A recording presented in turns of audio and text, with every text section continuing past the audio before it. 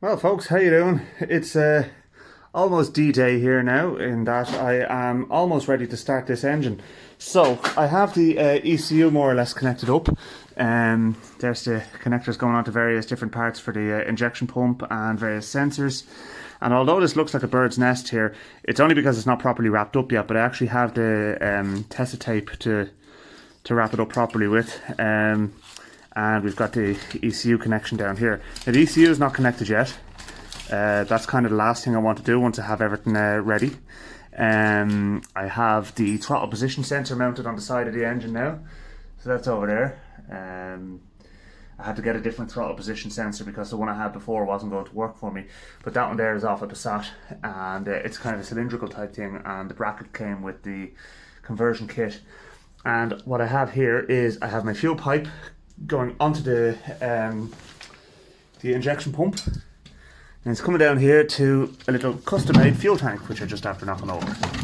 Now, the custom-made fuel tank basically is a gallon drum with a fitting put in the lid, and that there, to the eagle-eyed viewers, you will see is a Schrader valve. Now, when I undo the Schrader valve, what I am going to do is I'm going to put a foot pump onto that, which means I can put a head of pressure onto this tank, okay? Now, I'm only talking about a couple of PSI because anything more is going to obviously burst the tank. But what that will do is that will provide an initial pressure to come up to the injection pump and allow me to bleed the engine on the low pressure side of the injection pump without actually having to crank it over. And that gives me my initial point. And then what we're looking for basically is fuel to come out of this hose here, which is the return. Now, obviously, I have to catch the fuel return somewhere, so I'll get a little catch cup or something like that there just to keep that in place. We'll worry about that now in a minute anyway. Not everything is ready to go yet, but we're certainly getting close. The engine is propped up on a couple of blocks of wood underneath it, and the top end has been held by the crane, so that will kind of keep it stable.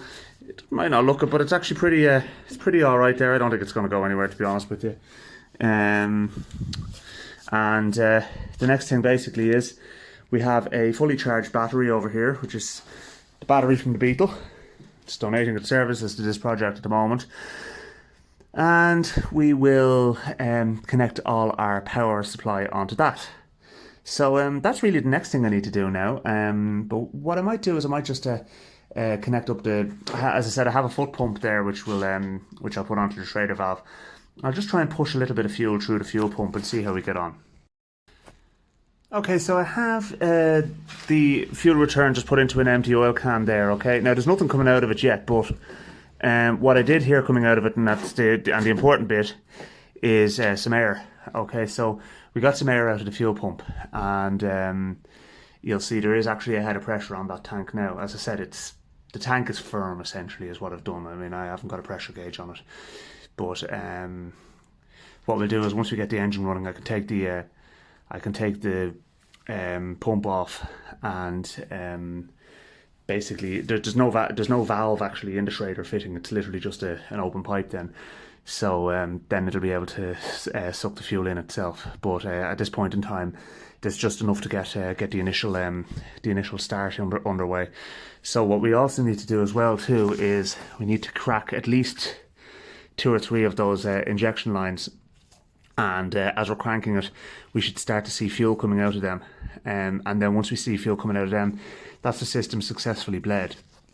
And we can then go for a start. Now, I've made a decision on this engine as well too. Well, every decision can be changed, but at the moment, I'm thinking what I will do is take the injectors out and send them off for overhaul, because it's €50 to get them bench tested and just make sure they're all right. They'll clean them, bench test them, and check them over. And at least at that point, we'll then know that that everything is okay. I just noticed there actually there's a coolant sensor is off there, so we're obviously missing a little circlip.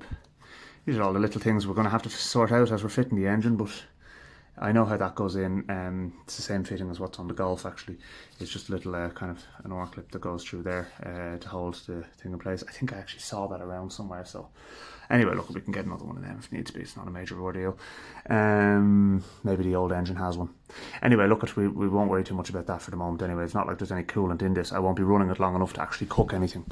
I'd say, to be honest with you, once I start it, I'll leave it tick over for a little while and call it that, because A, I will probably poison myself with the smoke and I'll probably want to stand outside, and B, it's a bit dangerous, but hey, living life on the edge, baby.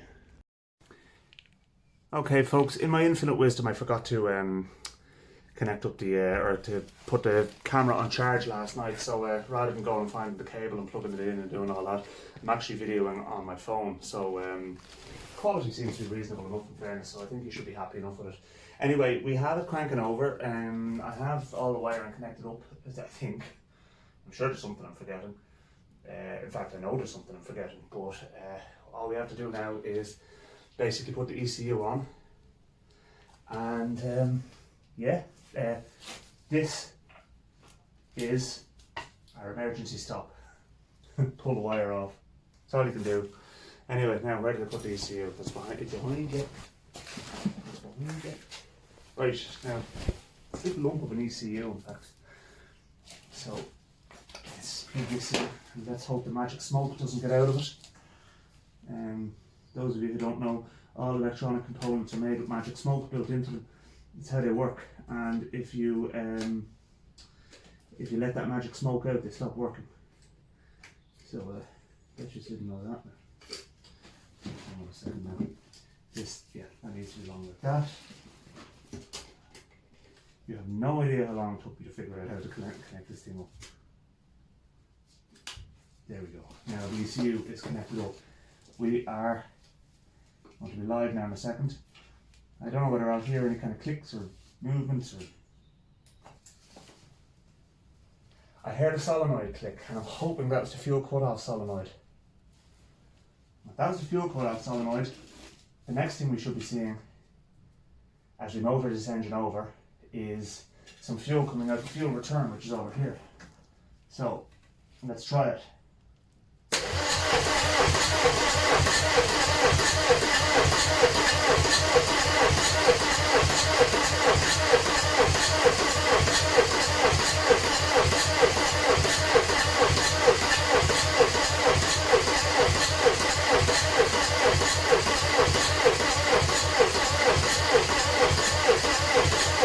The negative terminal on the battery's not happy anyway. Okay. Let's get let the starter cool down and the connectors cool down and everything. Fool. Why would you do that, Ross?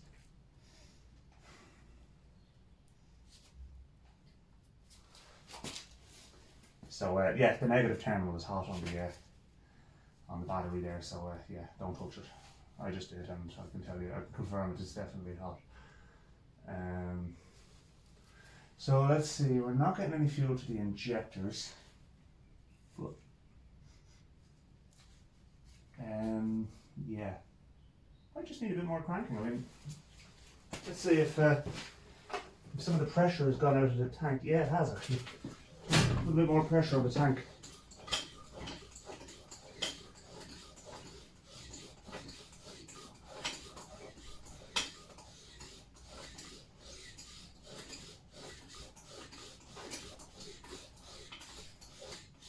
Okay. What I would like to see is actually fuel coming out of there now, but can't have it all, can we?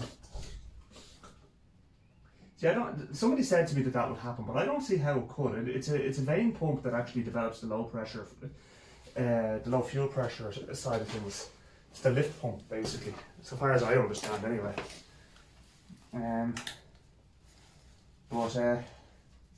Let's crank it a bit anyway. Let's as Musty would say, let's give her. I love watching that kind of videos, by the way, they're brilliant. Come on, baby. Let's get up, fuel.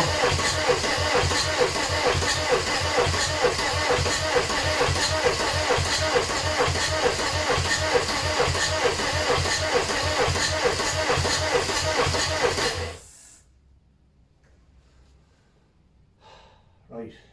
Okay, so I'm not getting any fuel through. And I'm hearing clicks and I'm hearing movement off the the FCU, the bloody fuel pump. Fuel control unit, jet engine terminology again.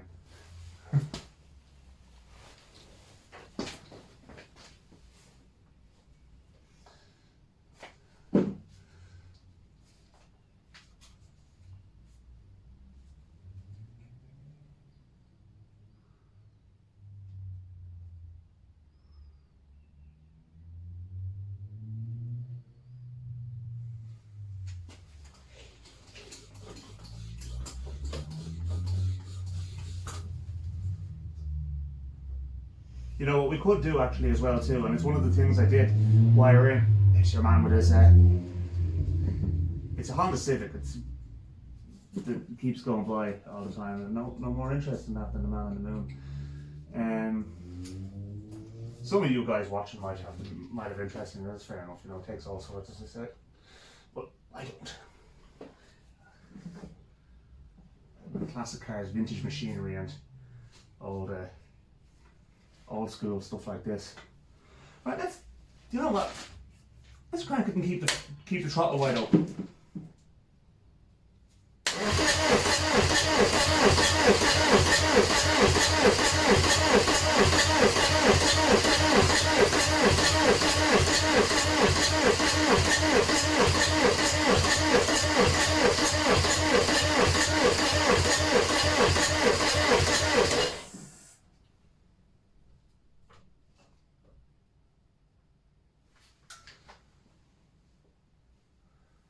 Okay, so there's nothing getting through to the injector lines.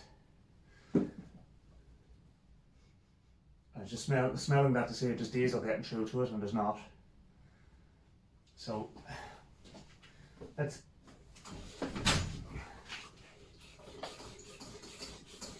not more pressure on this.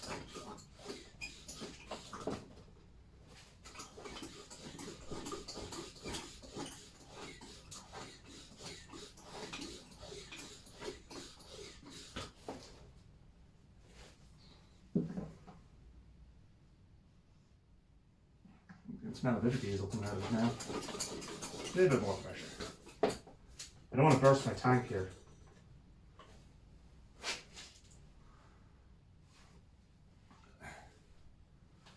I'll crank it a little bit more and see how we get on.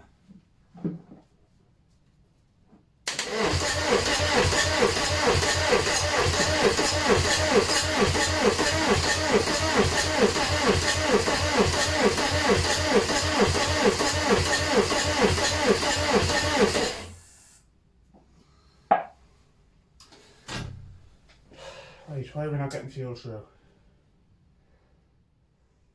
Okay, so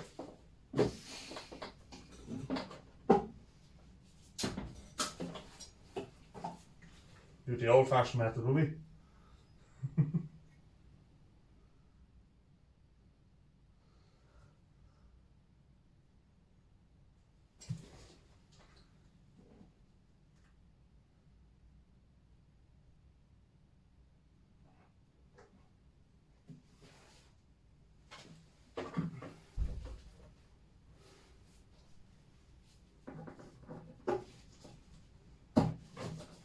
Okay.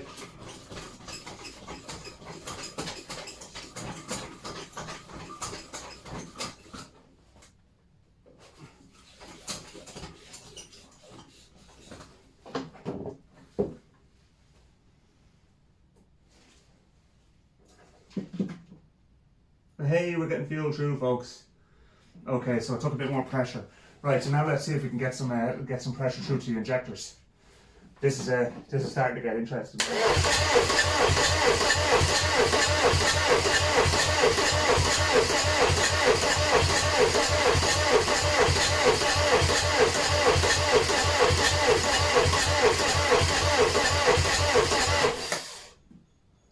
know what, I'm going to actually put two of the injector lines on, and at least that way then, if we start getting fuel through, they're all loosened at the moment. So if we put we'll leave 1 and 4 off and put 2 and 3 on.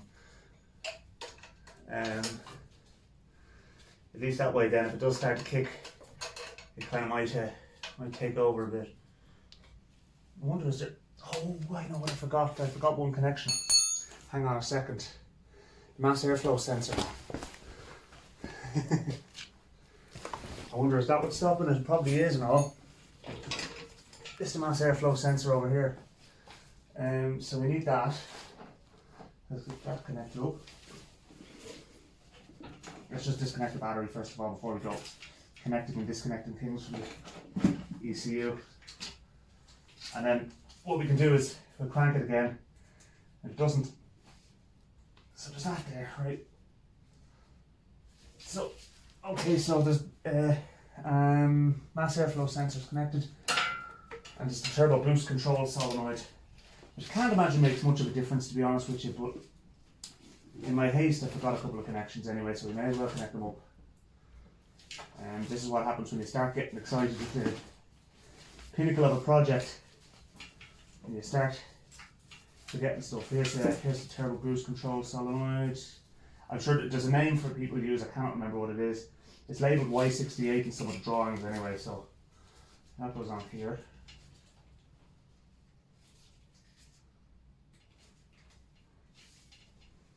Okay, now let's crank it.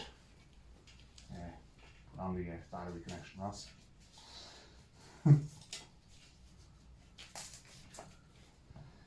Now,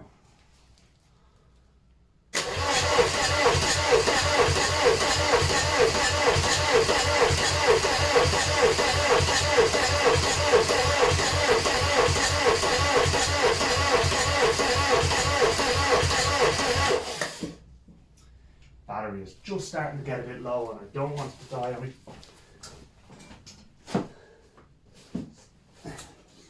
Put up our fuel tank a bit more.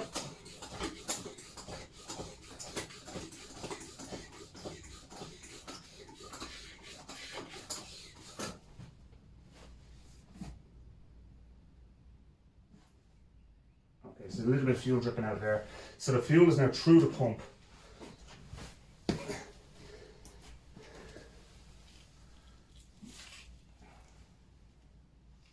I'd say the start motor is getting its ass kicked at this stage, you know what I mean? Look at it. It's taking it like a champ.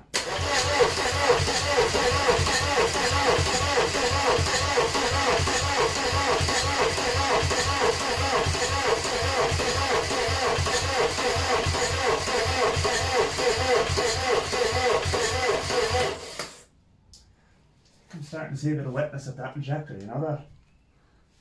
So take it off altogether and see if we're getting something through. As you can hear, the battery is dying, so yeah, we've got fuel through to an injector. Right, so let's put that injector on.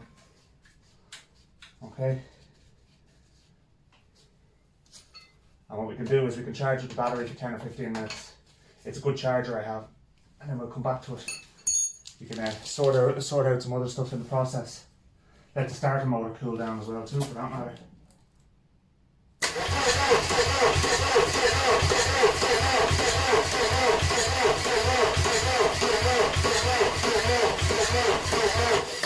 Okay. Let's charge the battery time, unfortunately. Ah well.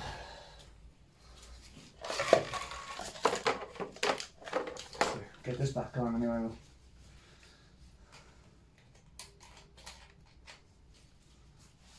The distinct impression this battery is going to have given more than it can by the time it comes to being put back in the Beetle.